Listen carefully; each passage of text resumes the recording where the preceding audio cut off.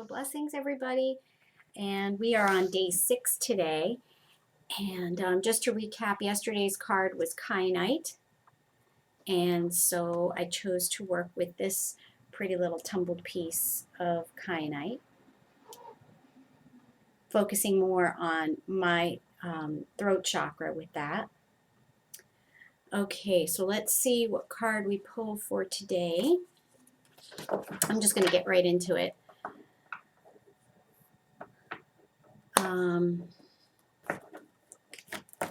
And I'm glad that not too much damage seems to have been done by Hurricane Sandy. Then again, that was from the news last night. I haven't checked it this morning, although the first thing I see when I log on is my news channel on the internet, and it didn't say anything there, so I'm hoping that's good news.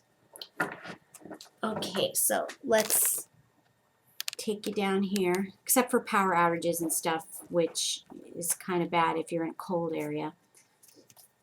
Okay, so let me turn it this way. Let me get my black tourmaline out of the way. Okay.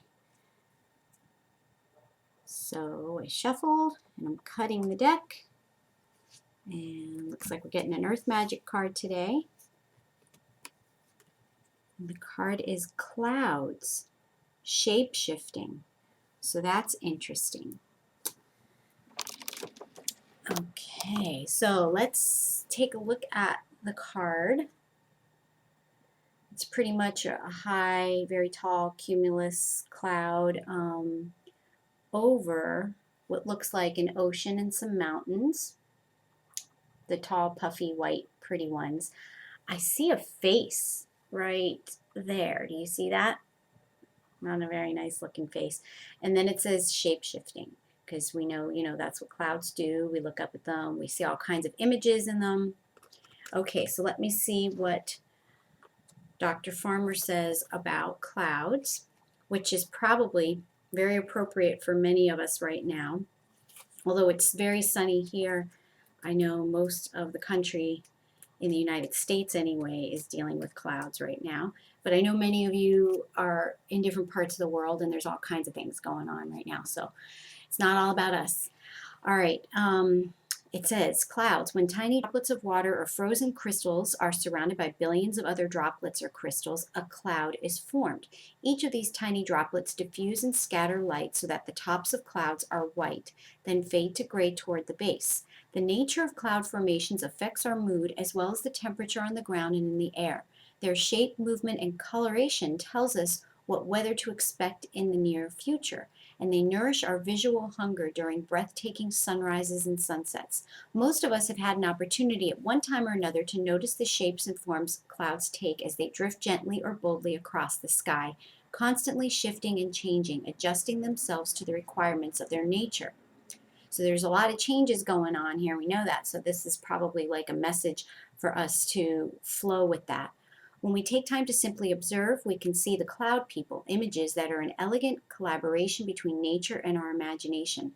In both subtle and more dramatic ways, you can shapeshift by your choice of clothing, hairstyle, adornments, and even mannerisms, such as facial expression, gestures, and the way you walk. By adjusting these along with your internal attitude, you can actually display different personas. When you experiment with these variations of self-expression that are not how you ordinarily present yourself, others will react to you, depending on the degree in which your persona contrasts with the one they are most familiar with.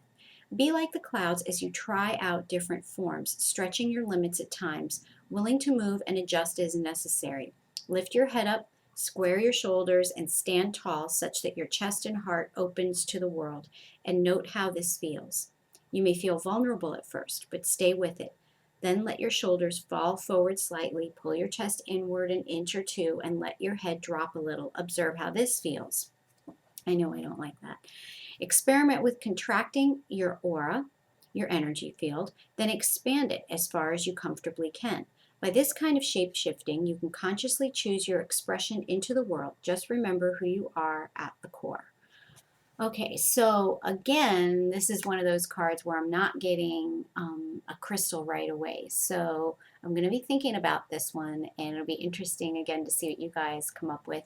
And then we'll share all our ideas in the comments below, please. And I'll share mine with you tomorrow on day 7. We're almost done. Okay, everybody. Namaste.